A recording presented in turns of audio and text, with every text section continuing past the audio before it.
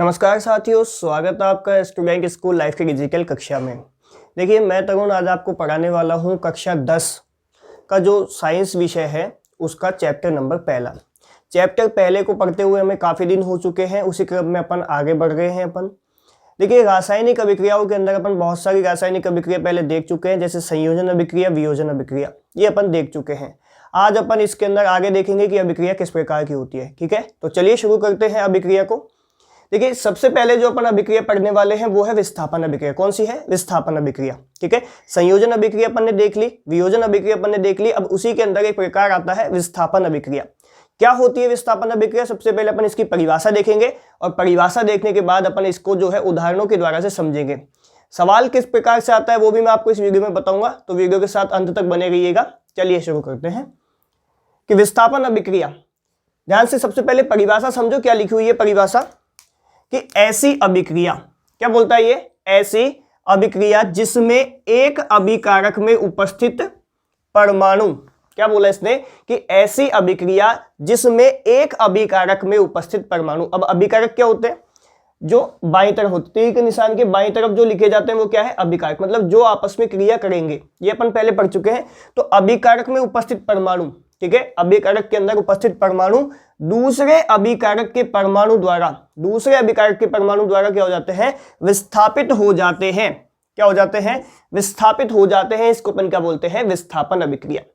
क्या है विस्थापन अभिक्रिया? वापस सुन लो कि एक अभिकारक के परमाणु दूसरे अभिकारक के परमाणु द्वारा क्या हो जाते हैं? विस्थापित हो जाते हैं, मतलब हटा दिए जाते हैं।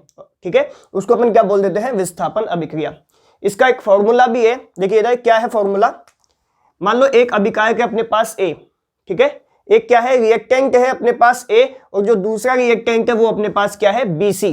ठीक है, एक रिएक्टेंट तो क्या है? ए है, दूसरा रिएक्टेंट क्या है अपने पास? बीसी है। ठीक है, अब यहां पे देखना क्या होता है कि मान लो ये एक अकेला लड़का है। ध्यान से समझना, मैं आपको क्या समझाना चाहता हूं कि मान लो एक ये अकेला लड़का है ए, इसका दोस्त है बी। ध्यान से सुनना कि एक लड़का है ए, इसका एक दोस्त है बी। ये जो बी है इसकी एक गर्लफ्रेंड है, कौन है? सी। ठीक है, बी की गर्लफ्रेंड कौन है? सी है। तो अब ए बी का दोस्त है। ठीक है, अभी ए क्या है? यहां पे सिंगल है। ए क्या है? यहां पे सिंगल है। और बी क्या है? यहां पे कमिटेड है, किसके साथ? सी के साथ। ठीक है, ध्यान से समझना कि ए जो है वो बी का दोस्त है और ए अभी तक सिंगल है, और बी जो है वो सी के साथ क्या है? रिलेशनशिप में है। अब ए क्या बोलता है? ए को जो है इसकी रिलेशनशिप पसंद नहीं आती है। ध्यान से समझना, उदाहरण को क्या समझाना चाहता हूं कि ए को जो है रिलेशनशिप पसंद नहीं आती है, तो ए क्या करता है कि इस सी के पास जाता है और सी को जो है बी के खिलाफ भड़काता है, और बी का रिश्ता जो है सी से तोड़ देता है। ठीक है, और खुद क्या करता है? जो है बी को हटाकर सी से अपना क्या कर लेता है? नाता जोड़ लेता है। तो आप समझना क्या समझाना चाहता हूं मैं। इधर देखो कि यहां पे जो ए है, ठीक है, ए जो है ये क्या करेगा? ये इस बीसी के पास जाएगा और बीसी को यहां से हटा देगा, और क्या करेगा? खुद जो है सी के साथ जाके क्या कर लेगा? बॉन्ड बना लेगा। बॉन्ड बनाने के बाद बी जो है, अब पहले बी तो कमिटेड था सी के साथ, तो अब बी क्या है? अकेला हो जाता है। तो इस प्रकार की जो अभिक्रिया होती है उसको अपन क्या बोलते हैं? विस्थापन अभिक्रिया। यहां पे देखो ए प्लस बीसी, कि मान लो ए और बीसी जब आपस में रिएक्शन करते हैं तो क्या होता है कि ये ए जो है वो सी के पास जाके कमिटेड हो जाता है, और बी को क्या कर देता है? यहां से लात मार के बाहर भगा देता है। ठीक है, तो यहां पे जो अपना प्रोडक्ट बनता है वो क्या बन जाता है? लास्ट में एसी बन जाता है, और बी जो है वो अकेला हो जाता है। ठीक है, फॉर्मूला समझ में आ गया। अब इसको अप्लाई करते हैं अपन, ठीक है, एग्जाम्पल्स पे। देखिए, अपने पास एक एग्जाम्पल लेते हैं कि एक एग्जाम्पल के अंदर अपन लेते हैं लेड। ठीक है, पीबी अपन ने लिया, इसकी क्रिया करवाई जाती है किसके साथ? कॉपर क्लोराइड के साथ। ठीक है, CuCl2 कॉपर क्लोराइड के साथ इसकी क्रिया करवाई जाती है। पीबी यहां पे एक अकेला पदार्थ है। कॉपर क्लोराइड के अंदर कॉपर है और क्लोरीन है, दो पदार्थ है, दोनों आपस में जुड़े हुए हैं। तो ये एक अभिकारक है, ये दूसरा अभिकारक है, इसको अपन ए मान लेते हैं, इसको अपन जो है BC मान लेते हैं। ठीक है, अब ये जब रिएक्शन करते हैं तो अभी अभी मैंने क्या सिखाया था कि ये जो पीबी है, ये पीबी जो है इसके पास जाएगा और क्या करेगा? यहां से Cu को तो हटा देता है, साथ में क्लोरीन के साथ जाके क्या कर लेता है? बॉन्ड बना लेता है। तो क्या बना लेगा? PbCl2 बना लेगा, और साथ में जो है कॉपर क्या है वो अलग हो जाएगी। ठीक है, तो यहाँ पे ये इसको अपन क्या मान ले? AC मान ले, और इसको अपन क्या मान लेते हैं? B मान लेते हैं। ठीक है, तो यहाँ पे लेड ने क्या किया? लेड जो है कॉपर क्लोराइड के पास जाता है, ठीक है। और कॉपर क्लोराइड के पास जाने के बाद क्या करता है, इस कॉपर को तो लात मार के भगा देता है और जो क्लोरीन है उसके साथ जाके क्या कर लेता है, ये बॉन्ड बना लेता है, ठीक है।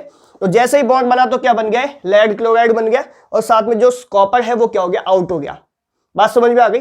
तो इस प्रकार की जो अभिक्रिया होती है जिसके अंदर एक अभिकारक दूसरे अभिकारक के द्वारा क्या किया जाता है, विस्थापित किया जाता है, हटा दिया जाता है, ठीक है। अब इसके अंदर हटाएगा कौन, क्या पीबी सीयू को हटा सकता है क्या, बिल्कुल हटा सकता है। तो हटाएगा कब, जब ये पावरफुल ज्यादा होगा, ठीक है। मान लो जो सीयू है, अब क्या सीयू लड़ेगा नहीं क्या उसको, कि मान लो ये सीयू और सीएल दोनों आपस में दोस्त है, अब इस दोस्त के बीच में दरार डालने की कोशिश कौन कर रहा है, पीबी। तो क्या सीयू आसानी से हट जाएगा या कुछ लड़ाई करेगा, ठीक है, बताओ। तो सीयू भी क्या करेगा, कोशिश करेगा उससे लड़ने की, किससे, पीबी से। लेकिन सीयू क्या हो जाता है, थोड़ा कमजोर रह जाता है सक्रियता के अंदर, इस वजह से सीयू हार जाता है और ये हट जाता है और इसकी जगह साझा कौन आ जाता है, पीबी आ जाता है। और पीबी किसके साथ बॉन्ड बना लेता है, सीएल के साथ बॉन्ड बना लेता है, ठीक है। तो ये आपको एक अभिक्रिया समझ में आई होगी।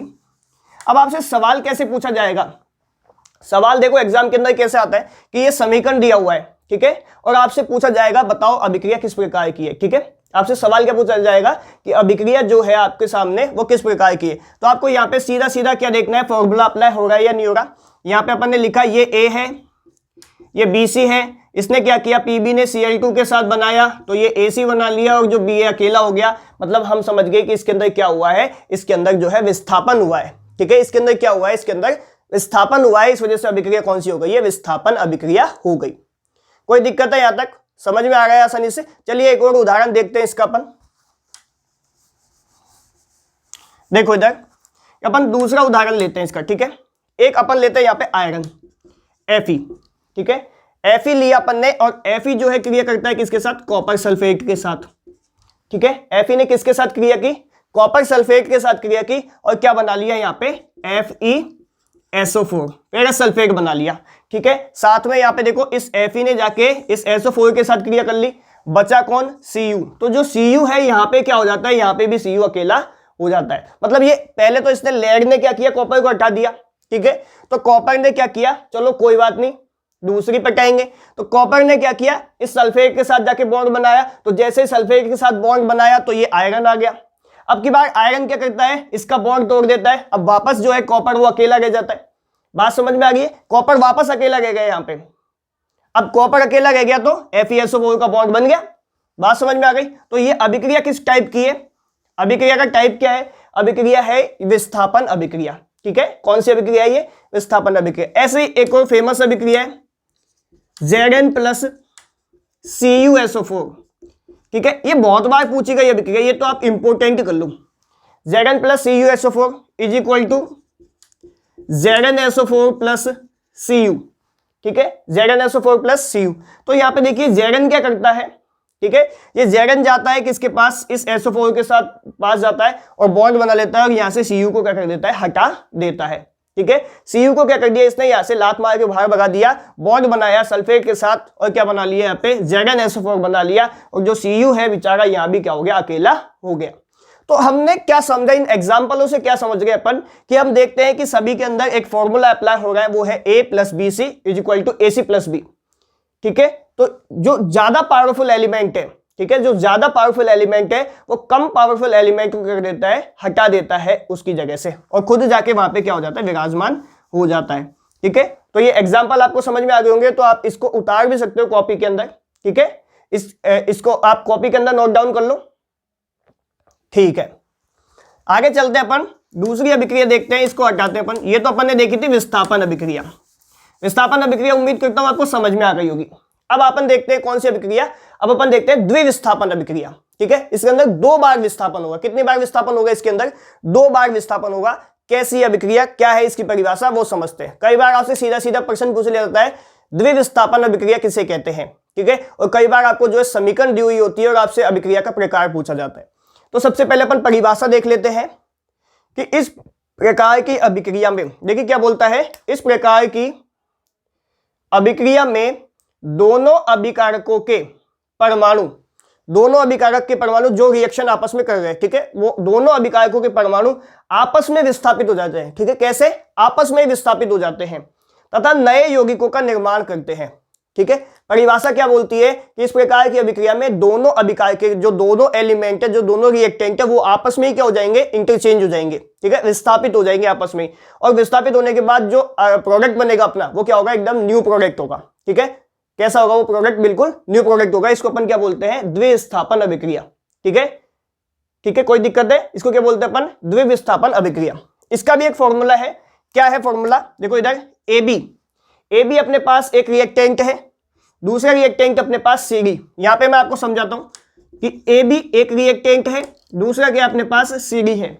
ए बी मिलकर बना है किसके साथ, ए प्लस बी माइनस के साथ, सी डी मिलकर बना है किसके साथ, सी प्लस डी माइनस के साथ। तो ये आगे चल के क्या करेंगे, इंटरचेंज हो जाएंगे। अब इसको ऐसे समझो कि ए बी एक कपल है, ठीक है, ए लड़का है बी लड़की है, सी डी एक कपल है जिसके अंदर सी लड़का है डी लड़की है।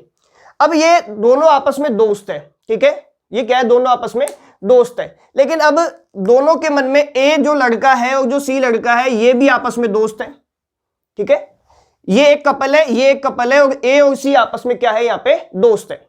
अब ए और सी जो बी महिला के साथ रहते हैं, अभी जिनका संबंध इस बी वाली से और सी वाली से, सी का संबंध डी से है और ए का संबंध बी से, तो ये दोनों विचार करते हैं, कौन, ए और सी। ध्यान से सुनना कि ए और सी क्या विचार करते हैं आपस में, कि अपन जो है बी, ए बोलता है किसको, सी को, ए क्या बोलता है सी को कि मुझे बी के साथ रहते हुए बहुत दिन हो गए, ठीक है। तो सी विचार करता है भाई बात तो सही है तेरी, तो सी बोलता है कि मुझे भी क्या हो गया, डी के साथ रहते हुए बहुत समय हो गया।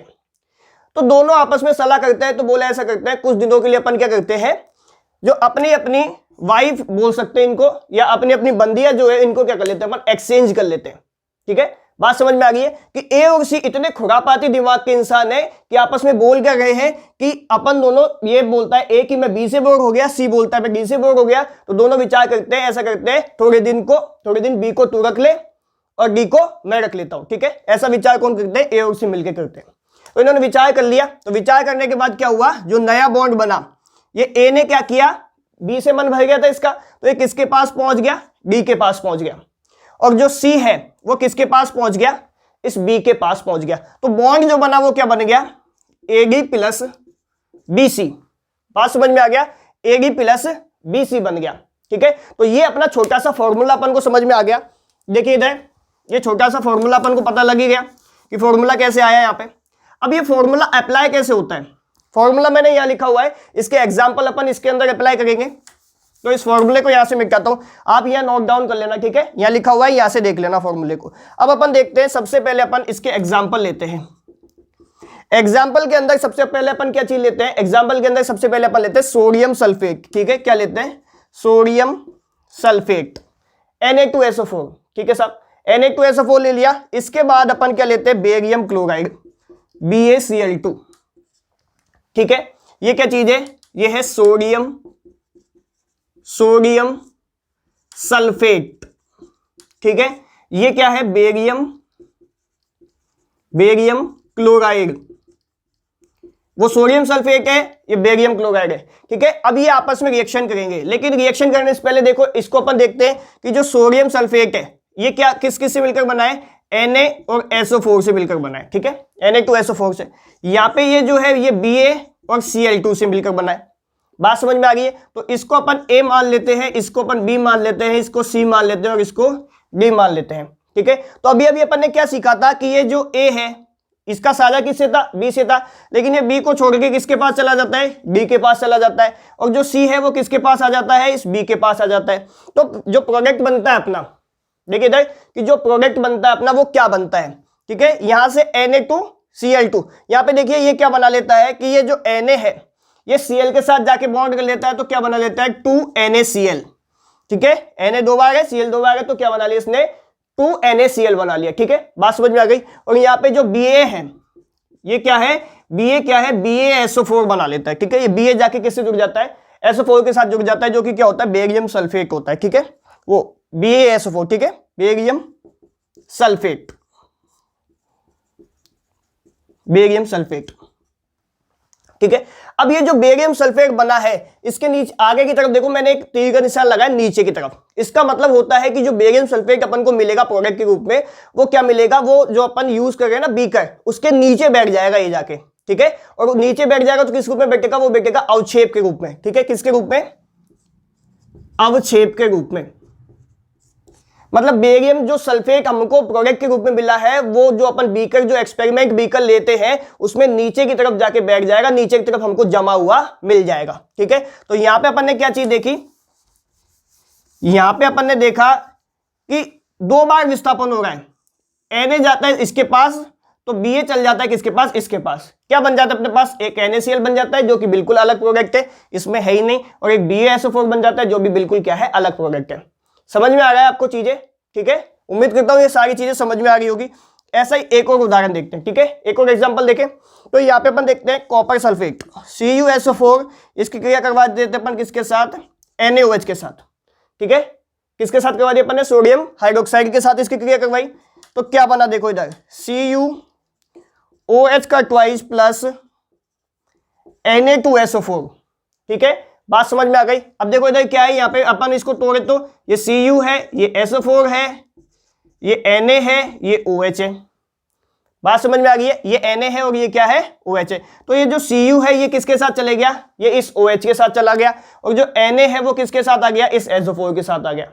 तो क्या बन गया अपना, CuOH का ट्वाइस बन गया और Na2SO4 अपने पास बन गया, ठीक है। तो ये कौन सी अभिक्रिया होगी, ये होगी ये द्विविस्थापन अभिक्रिया, मतलब 2 बार विस्थापन हो रहा है इसके अंदर। बात समझ में आ गई है, कितनी बार विस्थापन हो रहा है, 2 बार। तो उम्मीद करता हूं सारी चीजें अभी तक आपको समझ में आ गई होंगी। ऐसे एक और एग्जांपल ले लेते हैं अपन, ठीक है। अपन लेते हैं आपके बाद AgNO3, इसकी क्रिया करवा देते हैं अपन किसके साथ, KCl के साथ, ठीक है। AgNO3 इसकी क्रिया किसके साथ करवाई अपन ने, KCl के साथ इसकी क्रिया करवाई। तो देखना बनेगा क्या, अपने पास बनता है AgCl प्लस KNO3, ठीक है। क्या बना अपने पास, AgCl प्लस KNO3। कैसे बना, वही चीज, यहां से देखो Ag एक है, NO3 एक है, इधर देखो K है, Cl है। तो ये Ag जो है वो किसके साथ चला गया, इस Cl के साथ चला गया, और जो K है वो किसके साथ चला गया, इस NO3 के साथ चला गया, ठीक है। तो यहाँ पे अपन को AgCl मिल गया और KNO3 मिल गया। बोलो कोई दिक्कत है। तो जो इस टाइप की रिएक्शंस होती है उसको अपन क्या बोलते हैं, डबल डिस्प्लेसमेंट रिएक्शंस। क्या बोलते हैं, डबल डिस्प्लेसमेंट रिएक्शन, मतलब द्विविस्थापन अभिक्रिया, ठीक है। और ये कौन सी होती है, ये होती है डिस्प्लेसमेंट रिएक्शंस, मतलब विस्थापन अभिक्रिया। तो उम्मीद करता हूं ये सारी चीजें आपको समझ में आ गई होगी, ठीक है। ये अवक्षेपण अभिक्रिया जरूर ध्यान में रख लेना। क्या होता है कि जब भी कोई अभिक्रिया करवाई जाती है तो जो प्रोडक्ट होता है, ठीक है, वो यदि नीचे पात्र के नीचे की तरफ बैठ जाता है, ठीक है, अवक्षेप के रूप में, तो इस प्रकार की अभिक्रिया को अपन अवक्षेपण अभिक्रिया कहते हैं, जो कि आपको यहाँ पे दिख भी गई होगी।